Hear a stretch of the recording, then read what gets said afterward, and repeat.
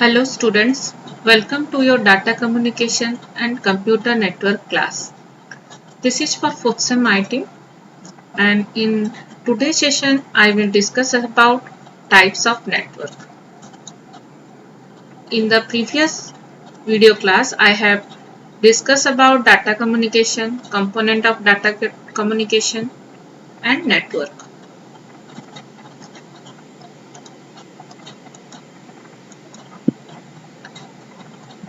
After completion of this video class, the student will able to know about network and categories of networks, protocol and standards.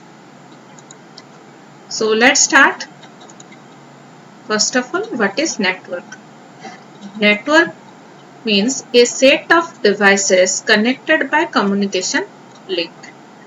A computer network is a system in which multiple computers are connected to share information and resources.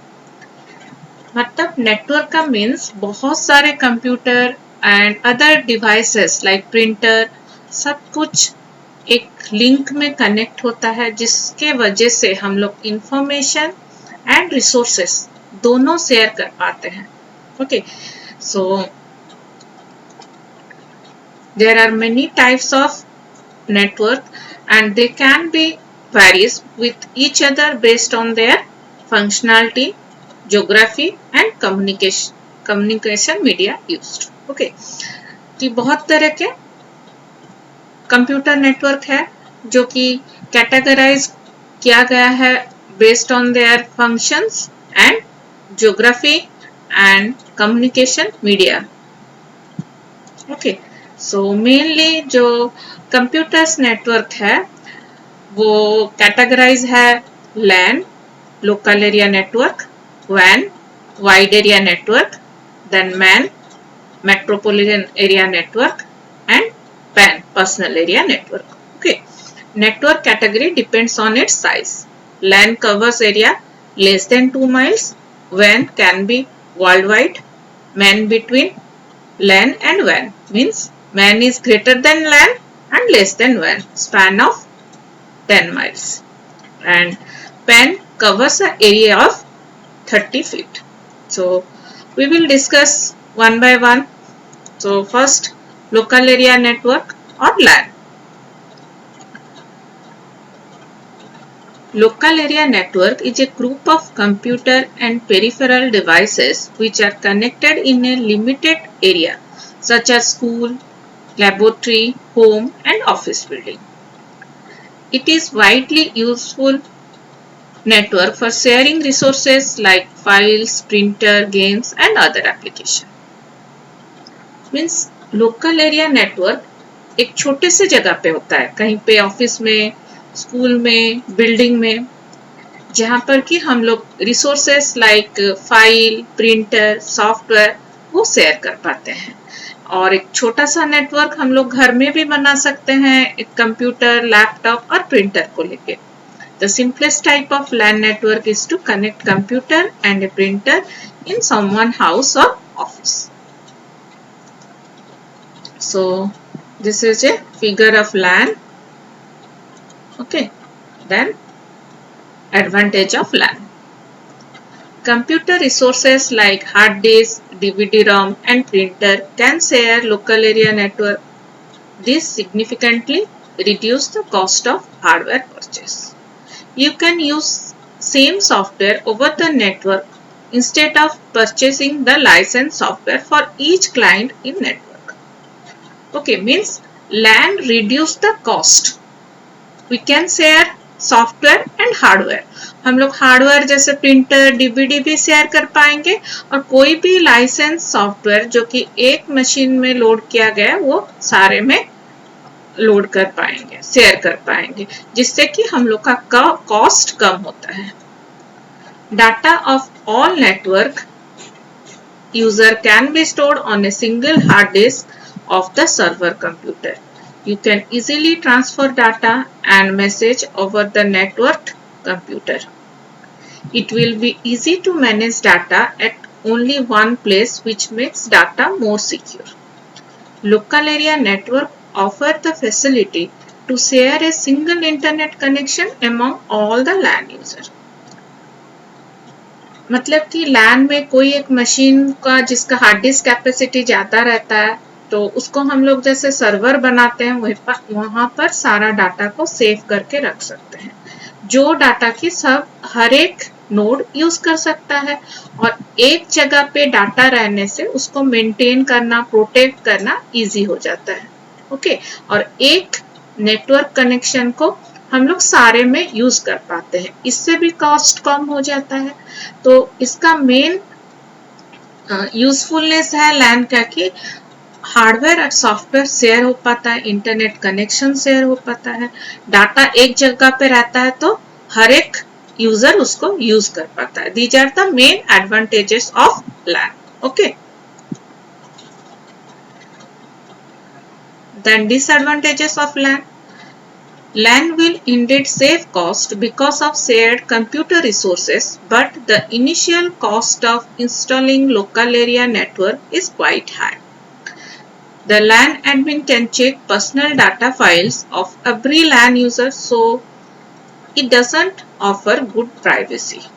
Unauthorized user can access critical data of an organization in case LAN admin is not able to secure centralized data repository. Local area network require a constant LAN administration as there are issues related to software setup and hardware failure.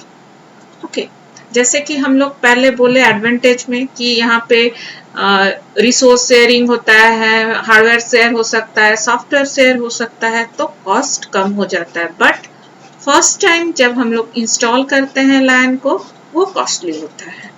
Okay, और एक जगह पे जहाँ पे सारा files deposit है तो उसको हम लोग प्रोटेक्ट करके रखना पड़ेगा। अगर उसको प्रोटेक्ट ना कर पाए properly then everyone can access all the data.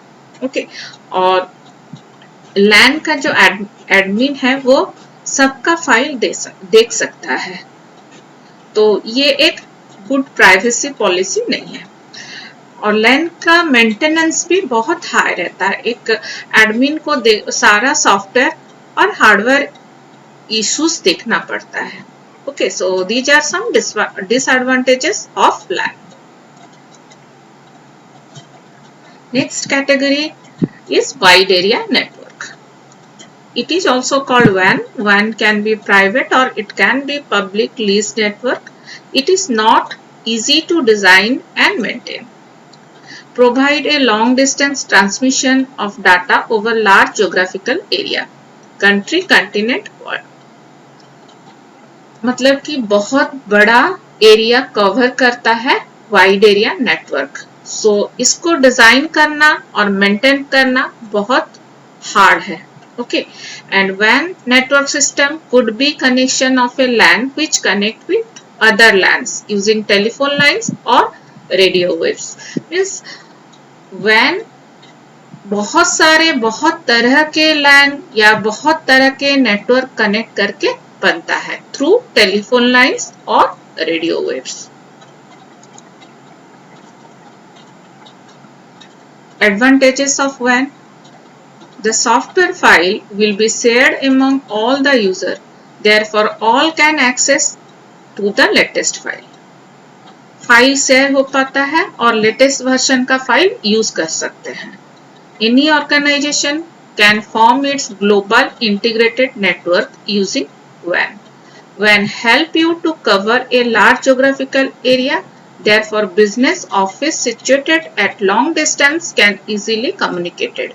So ये बहुत बड़े जगह पे फैले हुए रहता है तो easily दूर में रहने वाले जो ऑफिसेस है उसके साथ easily communicate कर पाते हैं। ये उसका मेन एडवांटेज है कि बहुत बड़ा ज्योग्राफिकल एरिया को कवर करता है, इसीलिए बिजनेस करना बहुत ऑफिस जहां बाहर सिचुएटेड है उसका भी फाइल हम लोग यूज कर पाते हैं और कम्युनिकेट जल्दी से हो पाता है। Okay, so these are the advantage of WAN. Then disadvantage of WAN. The initial setup cost of investment is very high. It is difficult to maintain the WAN network. You need skilled technician and network administrators. There are more error and issue because of wide coverage and the use of different technology. मतलब कि इसका investment cost बहुत high होता है और इसको maintain करना भी बहुत मुश्किल है क्योंकि बहुत बड़े जगह पे फैला हुआ रहता है और इसके लिए स्किल टेक्नीशियन चाहिए जो कि इसका इशू सॉल्व कर पाएंगे. ओके और बहुत बड़ा जगह पे बहुत सारे नेटवर्क यूज होते हैं तो डिफरेंट टेक्नोलॉजी भी यूज होता है तो फॉल्ट मिलना और फॉल्ट को ट्रबल शूट करना इसमें हार्ड होता है. It requires more time to resolve issue because of the involvement of multiple wired and wireless technology. And it offers lower security compared to other types of network. क्योंकि बहुत जन use करते हैं इसीलिए सिक्योरिटी कम होता है और बहुत तरह के टेक्नोलॉजी यूज होता है इसीलिए ट्रबल शूट में टाइम लगता है. So these are some disadvantages of WAN. Then Metropolitan Area Network (MAN). A metropolitan area network or MAN is consisting of a computer network across an entire city, college campus or a small region. Depending upon the type of configuration, this type of network allow you to cover an area from several miles to 10 of miles. ये जो man है वो एक city में या campus में या थोड़े से स्मॉल रीजन वैन से छोटा होता है और लैन से बड़ा होता है. ओके सो वहां उतना तक वो फैला हुआ रहता है इनसाइड ए टाउन और सिटी जैसे कि यहाँ पे hotel connection. Okay then advantage and disadvantage of MAN. It offers fast communication using high-speed carrier like fiber optic cables. It provides excellent support for an extensive size network and greater access to WAN.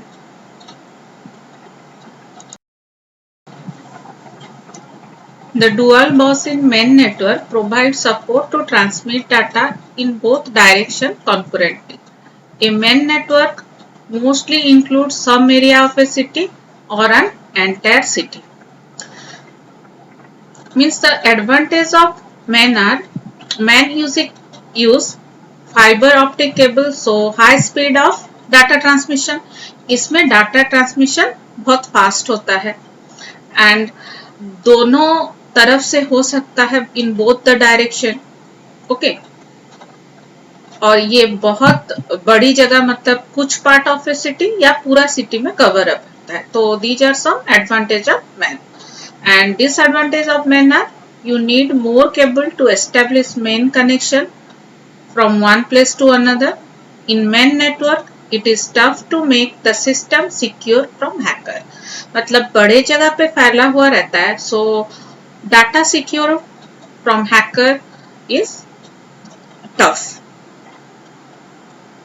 और main connection establish करने में भी मुश्किल होता है क्योंकि ये बहुत बड़े जगह पे फैले हुए रहते हैं.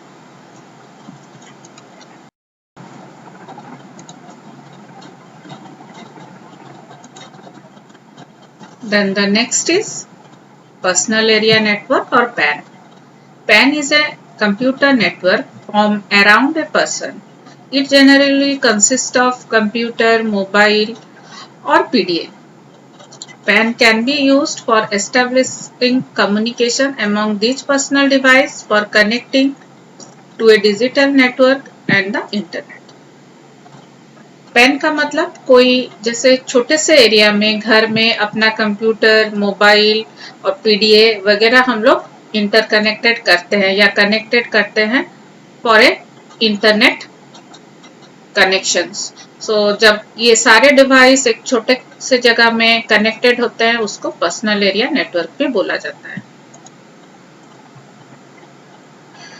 Then advantages and disadvantages of PAN are PAN network are relatively secure and safe. It offers only short range of solution up to 10 meter, strictly restricted to a small area. तो PAN बहुत छोटे से जगह पे होता है, but it is very secure and safe. It may establish a bad connection to other network at the same radio band. तो ये दूसरा कोई कनेक्शन के लिए मुश्किल हो सकता है और इसका जो डिस्टेंस है ओनली 10 मीटर के अंदर है. These are some disadvantages of PAN. So these are some category of network like LAN, WAN, MAN and PAN. Okay, जो LAN है वो छोटे से एरिया में होता है, एक बिल्डिंग में, कॉलेज में, कैंपस में, एंड WAN पूरा वर्ल्ड वाइड हो सकता है और कॉन्टिनेंट कंट्री कवर हो सकता है, और MAN एक सिटी में हो सकता है और एक पार्ट ऑफ सिटी हो सकता है, एंड PAN मतलब घर के अंदर जो डिवाइसेस हम लोग कनेक्ट करते हैं. So these are some category of network. Then the next point is protocol and standards. So protocols means rule, okay, and standards agree upon rule. Protocol is a set of rules that govern data communication, and protocol defines what, how and when it is communicated. कैसे communication होगा, कहाँ होगा और कितना होगा, कब होगा, सारा कुछ define करता है protocol. Okay, so functions of protocol क्या क्या करता है. So first of all, data sequencing. So data sequencing means it refers to breaking a long message into smaller packet of fixed size. मतलब एक बड़ा सा मैसेज अगर ट्रांसमिट करना हो तो क्या होता है, वो फिक्स्ड छोटे छोटे साइज में डिवाइड किया जाता है जिसको कि हम लोग पैकेट करते हैं, और वो पैकेट सीक्वेंसिंग में रहता है, 1 2 3 होके नंबरिंग होके रहता है, जिससे कि कोई भी पैकेट अगर डिलीट हो जाए और डुप्लीकेट हो जाए तो पता चलता है. Okay, data sequencing rule define the method of numbering packet to detect loss और duplication of packet and to correct identify packet which belongs to the same message. मतलब अगर दो बड़ा बड़ा मैसेज जा रहा है, दोनों का पैकेट 1 होगा, दोनों का पैकेट 2 होगा, तो लेकिन सीक्वेंसिंग में हम लोग को पता चलता है कि ये मैसेज 1 का पैकेट 1 है, ये मैसेज 2 का पैकेट 1 है. ओके, ये सारा काम थ्रू प्रोटोकॉल होता है. Then next point is data routing. Data routing defines the most efficient path between the source and destination. जैसे कि डाटा राउटिंग में क्या होता है कि कौन से रास्ते से डाटा जा सकेगा. तो सोर्स से डेस्टिनेशन के लिए अगर 2 रास्ते हैं या 3 रास्ता है, उसमें से कौन सा रास्ता सेफ है और बहुत जल्दी जाके डाटा पहुंच सकता है, वो चूज करता है protocol. Okay, next data formatting. Data formatting rules define which groups of bit or character within the packet constitute data, control, addressing or other information. Means जो पैकेट रहता है उसमें पैकेट को जैसे हम लोग बोल रहे हैं कि पार्ट ऑफ मैसेज, उसके साथ कुछ एड्रेस रहता है, मतलब सेंडर का एड्रेस रहता है, रिसीवर का एड्रेस रहता है, कुछ कंट्रोल डाटा रहता है, कुछ अदर इंफॉर्मेशन रहता है. तो ये सारा जो फॉर्मेट है वो प्रोटोकॉल डिसाइड करता है. Okay, then flow control. A communication protocol also prevent a fast sender from overwhelming a slow receiver. It ensure resource sharing and protection against traffic congestion by regulating the flow of data on communication line. Flow control means जैसे कोई sender बहुत speed send कर सकता है और जो receiver device है वो अगर स्लो है तो क्या होगा, तो डाटा बहुत ट्रैफिक जैम हो जाएगा. सो इसके लिए प्रोटोकॉल क्या करता है कि जैसे डाटा कंजक्शन ना बने उसका ख्याल रखता है। रिसीवर का कैपेसिटी के हिसाब से डाटा फ्लो होता है, तो वो फ्लो को कंट्रोल करता है। तो ये जो डाटा को पैकेट में सीक्वेंस करना, डाटा कौन से रास्ते से जाएगा, फिर उसमें क्या क्या फॉर्मेटिंग में डाटा को फॉर्मेटिंग, कौन सा एड्रेस पार्ट है, कौन सा कंट्रोल डाटा है, ये सारा काम फ्लो कंट्रोल, ये सारा काम थ्रू प्रोटोकॉल करता है। Then next is error control. These rules are designed to detect error in message and ensure transmission of correct message. The most common method is to transmit erroneous message block. In such a case, a block having error is discarded by the receiver and retransmitted by the sender. मतलब जो packet भेजा गया है उसको फिर से check होता है रिसीवर के साइड कि हमको ठीक पैकेट मिला है कि नहीं। अगर उस ब्लॉक में कुछ एरर रहता है तो रिसीवर उसको एक्सेप्ट नहीं करता है और एक बार सेंडर वो रीट्रांसमिट करता है सिर्फ उसी पैकेट को। तो error control, error checking, error control, ये सारा काम प्रोटोकॉल का है। Precedence and order of transmission. These rules ensure that all the nodes get a chance to use communication lines and other resources of the network based on the priorities assigned to them. So network में बहुत सारे devices लगे रहते हैं और priority के हिसाब से सब कोई लिंक या चैनल को ट्रांसमिशन कर सकता है डेटा। तो कौन सा डिवाइस कब ट्रांसमिट करेगा वो भी प्रोटोकॉल तय करता है। Connection establishment and termination.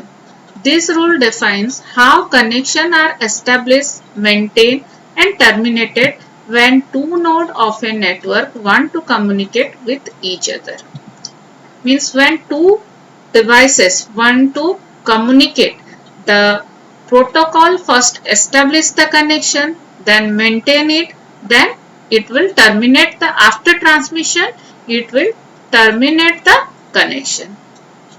तो कोई भी दो डिवाइस के अंदर पहले कनेक्शन एस्टेब्लिश करना, फिर उसको मेंटेन करना, फिर ट्रांसमिशन के बाद टर्मिनेट करना, ये काम भी प्रोटोकॉल का होता है। Then data security. Providing data security and privacy is also built into most communication software package. It prevents access of data by unauthorized user. Means protocols also provide data security. Data को secure करना भी protocol का काम रहता है। Then log information. Several communication software are designed to develop log information which consist of all job and data communication tasks that have taken place. Such information may be used for charging the user of the network based on their usage of network resources. मतलब जो भी use करता है internet को या communication channel को, communication task, वो सबका लॉगिन डिटेल्स रहता है। ओके, सो उसके बेसिस में जो नेटवर्क यूज करता है हम लोग उससे चार्ज भी ले सकते हैं।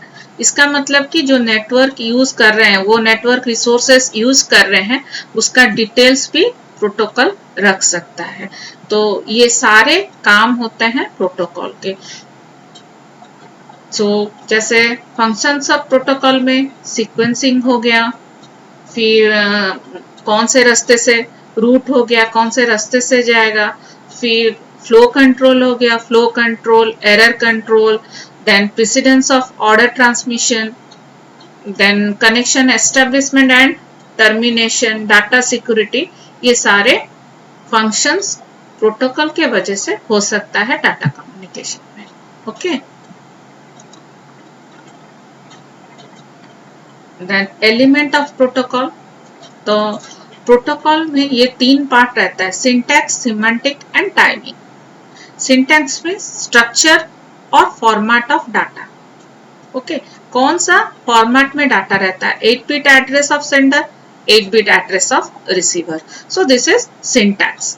Semantic means meaning of each section of bits. तो ये पार्ट का मतलब क्या है? Does the address is a route to be taken or the final destination of the message? Okay, means ये semantic का मतलब ये किसको represent करता है?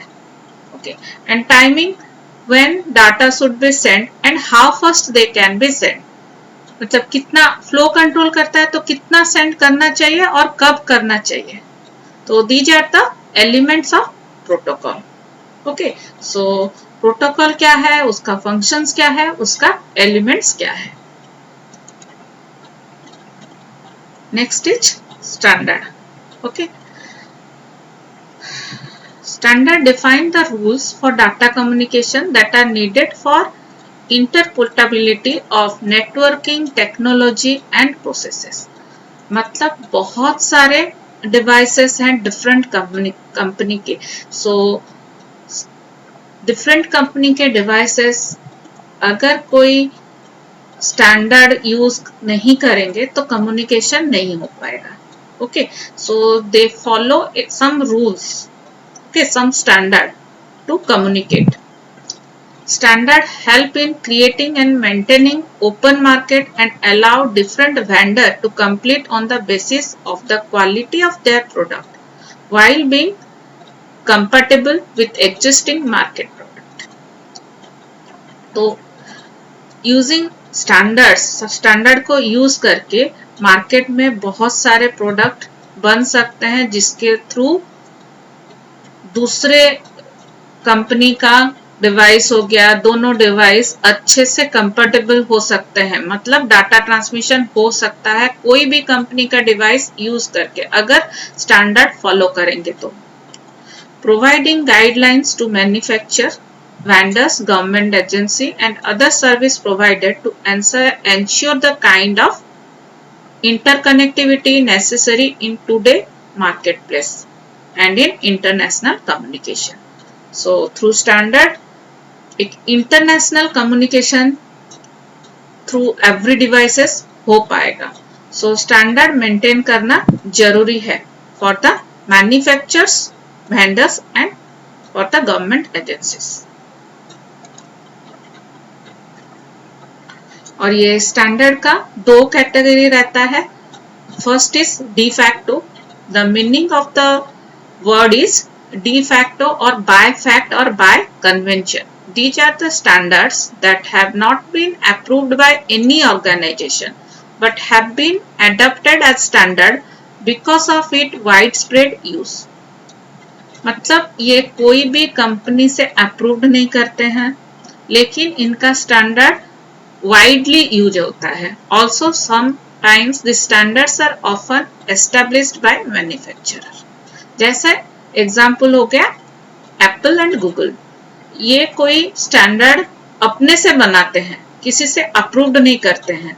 Apple and Google are two company which establish their own rules on their product which are different. Also they use some same standard rules for manufacturing of their products. Okay, तो ये हो गया de facto. De facto में standard organisation खुद बनाता है. और de jure, the meaning of word de jure is by law और by regulation. These standards are the standard that have been approved by official recognized body. मतलब कोई भी recognized body इसको पास करता है, जैसे कि ANSI हो गया, ISO हो गया, IEEE etc. These are the standard which are important to follow if it is required or needed. So standard मतलब कोई भी डिवाइस इसको फॉलो करके अगर बनता है तो डाटा कम्युनिकेशन इजी होता है. और दो तरह के स्टैंडर्ड होते हैं, de facto and de jure. Okay,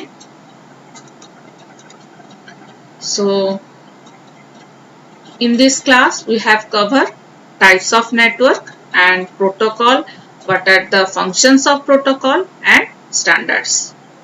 thank you.